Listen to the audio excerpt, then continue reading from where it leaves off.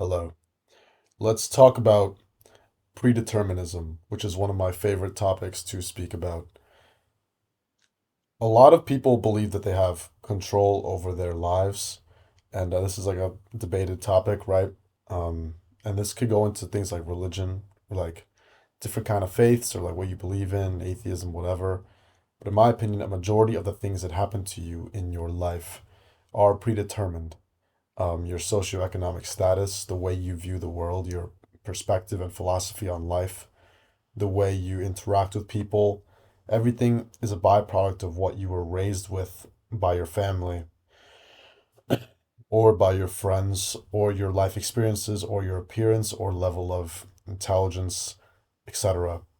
And people think that their feats are because of who they are as a person, but who they are as a person, you must be very grateful because a lot of these things were either blessed by you by God or cursed. And it could be very, if you're in a good situation or you went to a good school, you're getting good grades or whatever, you need to be very, very grateful to God because a lot of these things are not, none of these things are because of you. It's because of God who granted you access to even be able to comprehend exams and put you into a great environment, a great system, and be fruitful and live a proper life. And not everybody has that. So definitely understand that predeterminism is a huge thing.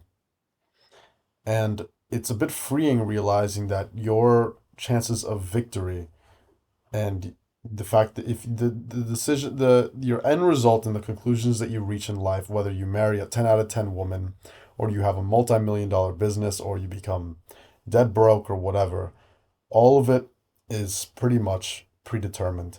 Your level of ambition will be channeled by the experiences that you've had growing up, and that will correlate with the things that you do. Everything that you do is already written in stone. So I don't know if that's like a bit, to me, it's a bit freeing. There's minimal stress in that. Um, and whatever will be, will be. There's a song, it's called Que Sera, and when I was younger, I never really fully understood it, and now I do. Um, yes. However, when I think about this, the one thing that I always think about is how it's kind of a choice. Now that you understand this principle, it's your choice to choose who you want to be and what you want to become. You stumbling upon this video is predetermined. You watching the entirety of this video is predetermined. You'll end up becoming whatever you really, really desire deeply enough. You become your thoughts, you become the things that you repeat in your head, you become your feelings, and that sets out your vibration. And that vibration attracts certain things or like, you know, unattracts other things.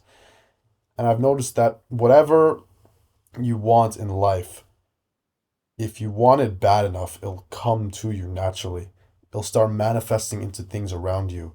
You'll start bumping into the influencers that you've been thinking about this whole time that you've been seeing on TikTok. If you want to start talking to 10 out of 10 women and you start feeding that to yourself over and over and over, eventually you start talking to them, you start doing things related to that. And if you want to become famous, you start doing things related to that unconsciously. It starts manifesting into your life. Like, I know it sounds crazy, but if you really wanted it, um, anything, there's a high likelihood that you would get it. Like, think about it. If you want to become a influencer and if you want to work for an influencer, something like that, why not just DM literally every single influencer? I know that sounds ridiculous, but why not?